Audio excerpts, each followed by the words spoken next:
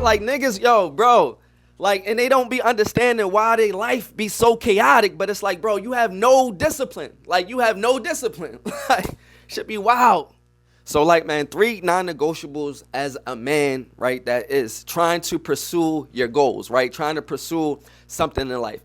I'm going to be completely honest with you, man, and I feel like most of us black men, we really need this because a lot of us are lost and we just, like, running around. And we're calling it depression. We're upset. We're mad at the world. We don't know exactly why. We don't know, like, what's triggering it, right? And we're blaming the devil. We blaming our spouse, our girlfriend, boyfriend. We blaming everybody but ourselves. And I'm here to tell you that today I got the solution for us, man.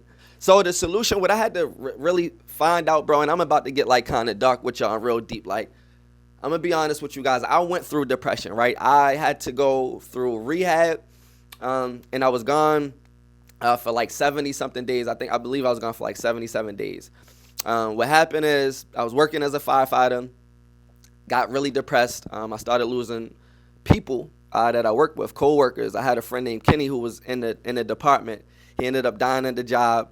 It was really big, tragic, on the news and all of that. And it made me start rethinking everything that I was doing, just, my career and everything in life. And he just got married. He just had a family, like new child, all of that, right? And what seemed like somebody stepping into like their dream life now, career, wife, child, just ended like so abruptly and violently, right? Just by going to work. And then it made me rethink some things like, do I want to continue to do this? And I decided I didn't, but the fact that I still had to go to work every day, because I still had bills, I still had responsibilities, I realized it was making me very depressed, right? And I was starting to resent going every day, and I wasn't showing up 100%, and, I would get injured because I'm, lapsed judgment on the job, fatigued, right? Like when you work at 24 hours and the shit just running, bro, your brain is like really fatigued and foggy at times, and, it was causing me to get injured, and then now my back is hurting, and now I can't walk, and it was so much shit. I got to go through physical therapy. Like it was so much, and I got to a point to where I wanted to kill myself, right? I wanted to take myself out. I wanted to unalive myself, for YouTube purposes. I wanted to unalive myself, right? And what I realized was I needed some help, and I went to work that day. True story, crazy, right? Shout out my captain that day, right? I went to work, and I had a gun in my head. I had the gun in my car running, gun to my head, about to blow my head off in the parking lot, right? Like I was sick of this shit. I didn't want to do this shit no more. And I walked into the firehouse, and I sat down, and I guess the captain, he could kind of see like he could feel my energy, and he was just like, what's going on? And I just broke down crying, bro. I just broke down right then and there. And I just told him everything, I'm going through a lot. It's a lot of shit going on in my life right now. I'm going through a lot of death. I had just lost my cousin T-Rock. Shout out T-Rock. Just lost my little brother like the year before that, Tay. So, things has been crazy, bro. And everything just kind of hit me all at once. And I was just like, I don't want to be here anymore. And he was like, look, give me a hug. He gave me a big hug. And he's like, look, I'm taking you off the schedule. I'm getting you some help. And we have to go through what we call like PSI, right? So PSI is our job doctor. And the ambulance came, got me while I'm at work. They take us to our job doctor. So they take me there. I got to speak to them, tell them what's going on. And I had to admit that at that time I was trying to suppress all of the things that I was going through, with alcohol. I was drinking a lot. In the department, you get drug tested a lot. So you can't smoke, you can't pop pills, you can't do nothing really outside of drinking. And I was never really a drinker. I was more of a smoker coming into the department, but that was a habit I had to stop, obviously, with the new job. So that led into drinking nonetheless, right? And trying to cope through everything just through drinking just made everything way worse, right? So now I got all of this stress, all of this depression, and I got a drinking habit on top of all of that, right? Having cold sweats. I have nightmares of kids that I've lost that literally died in my arms, right? Flip-flopping, man, all night, just crazy as shit, right? So I realized, man, I needed some help. So they shipped me out to a place called Havre de Grace, man. I love Havre de Grace. This is my first time ever talking about this on camera and this type of depth. I didn't even know it was going to turn into this, but fuck it, we here, right? So Javi de Grace is a beautiful place, man. It's like heaven, like on earth, literally. It's got a lake, beautiful, beautiful, bro. Like just right there on the lake, on the water. All of these old historical places, so they can't touch shit. They can't come and like rebuild. So there's no like pollution and all of that. It's just really clean. The air just feels different when you get there. I promise you, right? So I don't want to fucking go to this place, and I'm telling them I don't want to go, right? I don't want to go. So I get there anyway because it's like now I'm caught between like you either gonna lose your job or you got to go to this place, right? So I realized, fuck it, I'm not ready to lose my job yet. I gotta go. I go there. It's the most beautiful place in the fucking world. As soon as I get there, it's a bunch of people from Baltimore City that's already there, going through their own shit. People that was depressed, suicidal, all of that shit, drugs, all of that. And I didn't even know this, right? So the minute that I get there, and I'm gonna be completely honest with y'all now, I smoked the biggest blunt in my life before I walked in that bitch, right?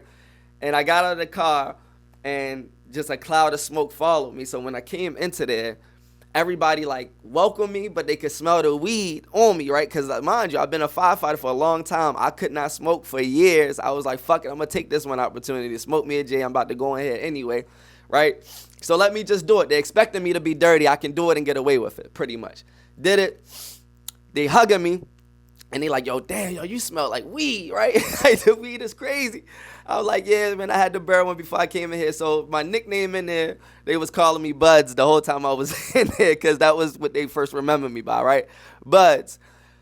Fast forward, man, most beautiful place ever. I realized I met a lot of brothers there, right? But back to the lesson of why I created this piece of content. What I learned there that saved my life, that I hope can save yours or whoever's watching is, I learned that there, as men, we need to have non-negotiables, right?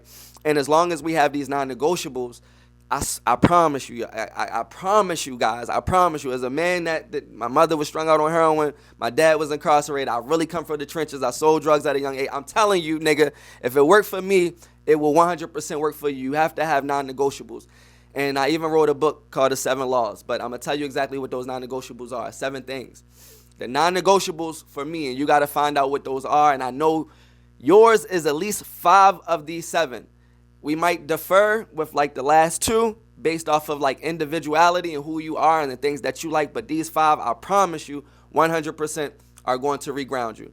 Number 1, I had to get back in alignment with myself and my God. Right now, I don't know what your religion is. That's up to you. I'm Muslim, right? But I'm not a religious person at all. I believe in spirituality, which means just making sure that you are praying, something that you believe higher than you. Because at the end of the day, bro, sis, life is hard. If you taking everything on your shoulders, everything, and you don't believe that there's something there to help you relieve that, I don't even know what to tell you. Like, I don't know what to tell you. So if not for nothing, right, just having something that you believe in, that you know is bigger than you, that is going to help you, right? That's number 1. You need to be able to submit and pray and find alignment with your God of choice, whatever that is. Number 1, because you can't do it without order, and that is going to give you order. All right. Number 2, we are men.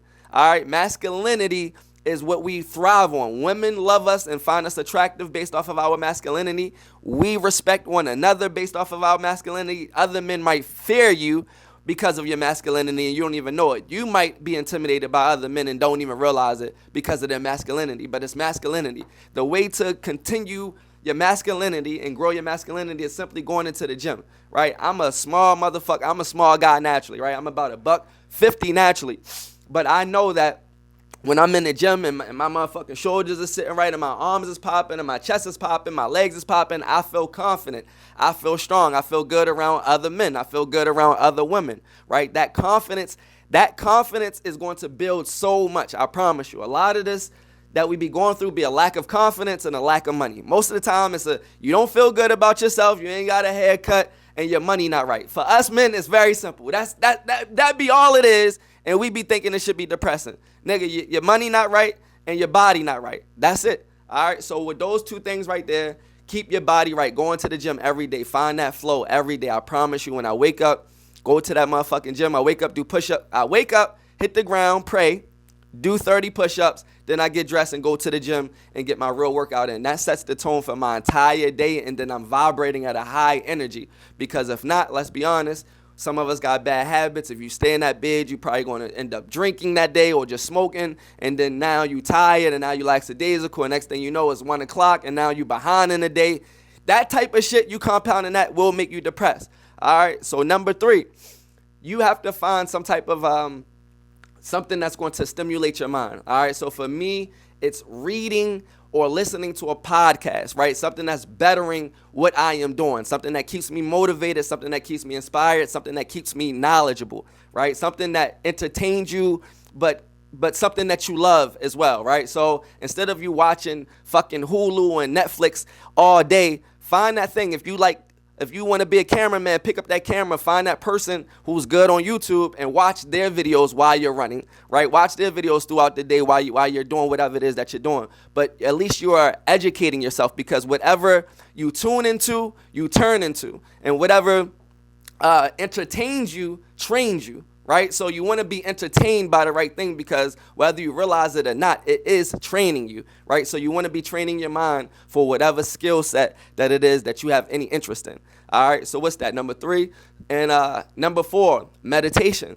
Bro, we can receive signals back from God, right? So prayers, okay, so prayers is you sending out, right? You're casting out. You're telling the universe, I want this thing. Right? Help me with this thing. I want to obtain this money. I want to obtain this wealth. I want to obtain this relationship. I want to obtain this job. Right? Cool. We're sending it out. But for you, and this is where so many people mess up at, is for you to listen to God, to listen to the reception, you have to be in a place to receive it. Right? And the only place that you can receive it is through meditation. When you are grounded and you are listening, your higher chakra, right? You're raising your vibration to a point where God can actually meet you, right? We have receptors. Listen, this is some deep shit. Black people, you got to understand that the only reason why our hair is the only people on planet who hair grows up when everybody else's grow down, because we are connected to the source. I don't know what you believe in, but if you don't know that you're connected to God and the source,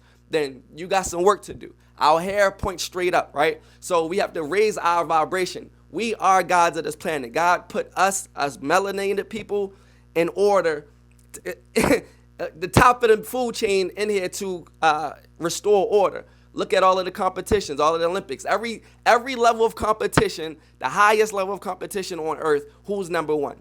It's us. All right, so we were gods on this planet. We were actually the first gods that they prayed to, because white people were like, damn, these magical black strong beings, they must be gods. You need to know your real power. Meditation. All right, so the way that you're going to receive that signal back from your creator, back from the source, is through meditation. When you are there and you're raising your vibration, your chakra, God will drop those messages. He will drop them into you. You'll know exactly what to do, either through dreams or in those moments, right? But this is what keeps you moving. This is what gives you order, right? So now we're reading every day. We're working out every day. We're praying every day. We're meditating every day. All right. Now, like I said, during these points, this is where things start to kind of change at. All right. Now, you need to be doing all 5 of those things for sure, because those will definitely realign you. I promise you, it's going to realign you. And then next, you have to practice sustenance, right? So meaning you don't have to eliminate sex per se. Some of you guys might need to, right? You might be a freaky bum. You might be a freaky bum and you might be chasing women, and that might be your downfall, honestly. So if you know that that's your downfall, whatever your vices are, you have to sustain abstinence. Meaning, if you know that you drink, you're going to have to put that bottle down. If you know that you smoke, you're going to have to put the weed down. If you know that you're a pill popper, you have to put that shit down. There are some people in the world that knows how to keep that drinking just on the weekends, or keep that smoking just when they're going out or traveling and things like that. But if you know that you're not one of those people, and I was not one of those people, like whatever I'm doing, I'm doing. So if I'm smoking, shit, I'm smoking at that time. You feel what I'm saying? If I'm drinking, we partying at that time. So that's just going to lead to more distraction, right? It's going to slow you up. It's going to make everything. Life is difficult already. And what I notice about these vices is it just makes the hard thing even more difficult, right? Going to the gym is difficult as fuck already. right? So how difficult, why would you want to make something that's already difficult more difficult, right? So I would not smoke a J and then try to go into the gym and lift heavy weights when smoking a J just makes me want to fucking lay down and sleep in bed, right? So we have to eliminate that, because that's one of the biggest distractions, whether you know it or not, is your fucking vices. And that's always, always, always going to destroy us. All right, so we have to eliminate that, right? And the next thing, so that's your vices, sobriety, however you want to place that, right? So we need to stay sober. We need to get rid of our fucking vices, because it's literally killing us. And lastly, everybody, this has to be the most important. Please, please, please, please don't forget this. Gratitude. That's the most important thing out of it all, right? What I realized was when I started expressing gratitude, and these are all of the things that I learned at this place that I was telling you guys about, right? The Hog. They taught me all of these things, right? And gratitude was really the most important. That changed everything for me, because gratitude taught me to appreciate everything that God had already blessed me with. See, listen, it's hard to receive more blessings when you're constantly always looking for the next blessing, because you don't know how to appreciate what God just gave you, right? If you're praying to make this shot and you step back, close your eyes, and you make that shot, right? And you don't celebrate and thank God for that moment, at that moment, but you already grabbing the next ball like, God, well, let me make this shot. Now you're unappreciative, right? Have gratitude. Be grateful. I just made this shot. I just did this thing. I just accomplished this thing, right? This thing that I've been talking about, this thing that I've been wanting to. Doesn't matter how big or how small. I did the thing, right? And show gratitude for it. Be grateful for the things that you have in your life right now, for your health, right? For your bid, for your loved one, for your spouse, for your kids' health. Some of us still have our parents, right? Fathers and mothers, while others don't. There's nothing fair about life, guys. There's nothing fair about it.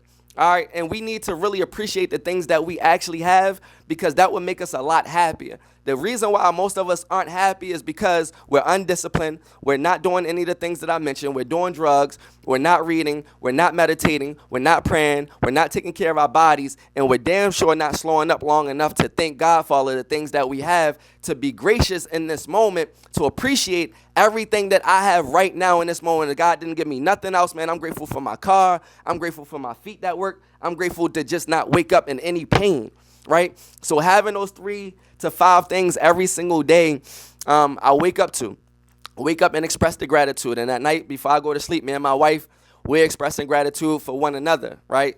Or just for life in general. Some days I might be speaking to her, I'm grateful for you. I'm grateful for our relationship. But other days, maybe, I'm just grateful that I have fresh lungs. I'm grateful to not be incarcerated, right? And when you start appreciating the life that you have, I promise you, other good will come. And lastly, this is a bonus. They taught me how to, what we call, hunt the good, right? This is huge. This is a bonus. So hunting the good is this, guys. You ever notice how when you purchase a car, that now all you see on the road is that same car, right? So you know why that works like that? Is because it's the red car theory, right? So I never see any cars that's red on a highway until I purchase the red car. Now every car that I'm seeing is red. The reason why it's like that is because it's not a reality. It's just now you're hunting the red car. Now you're hunting the car that looks like yours. You never noticed this car before. Now you're hunting it. You're looking for it. So what they taught me was, and this is one of the best things ever that changed my life, is hunt the good. You ever been around somebody that's always fucking negative? Always you tell them something good, something positive, and they always find the bad in it. They always find the yeah, but. One of them yeah, butt ass niggas, like, keep them the fuck away from me. I hate them type of people, because they shrink dreams. They keep things small. And the reason why they keep things small is because they don't have any self-belief in themselves, and they cast that on you either knowingly or unknowingly by telling you you can't do it too, or coming up with issues. Listen, I don't need to hear about 10 issues of why something don't work, right? It really only needs one issue of why it won't work to not work. But how about the other side of the coin, that what if it does work, right? What about the life that we do get if it does work? What about the car that I can drive? What about all of the great things that I can do for myself, for my kids, for the people that I love? Like, think from there. Hunt the good, right? Always be on that side of thinking opposed to the opposite side of pessimism of, yeah, but this, and always looking for the issue, because the reality is this. One thing for sure, two things for certain. Whether you think you can or whether you think you can't, you're right. Period. Napoleon Hill said that. Whether you think that you can or whether you think you can't, you're right. Meaning this. If you think that I can't do it, you're right. If you come up with, man, all of these problems, man, this going to happen and this probably go wrong and then we got to account for this and all that, well, you're right. You can't do it. But if you also think, shit, man, we about to go, man, we about to dominate, man, this shit about to work, man, we about to be up. Look, man, we about to be in a couple of months. Oh, for sure, you're right about that as well, because you're hunting the good. You're looking for the good, and whatever you're hunting is what you're going to find. All right, so stay away from hunting the bad and make sure that you're not one of the people that's hunting the bad. But for me as a man, a black man, man, I hope that these non-negotiables can also help somebody else. I didn't know that it was going to get that deep today. You know, I thought this was going to be a lot shorter. But I hope that, you know, this transparency can really help somebody grow and learn and start. And listen, if you need help, what I'm going to do also is I have a book called 7 Laws of Power and Changing Your Life in 21 Days. Because once you apply these principles, these 7 principles for 21 straight days, I promise you, after 21 straight days of doing this, going to the gym, praying, meditating, staying sober, right? Connecting, vibrating, reading, right? Bettering yourself, practicing gratitude. Just for 21 days, I promise you, day 22, you'll be a total different person. They say it takes 21 days to form a new habit, 21 days to break a habit. So let's spend these next 21 days doing something positive, all right? So you can go ahead and just hit the link below, get access to the 7 laws, 7 universal laws of power. And I'll see you guys on the other side of action. I love y'all. Let's go.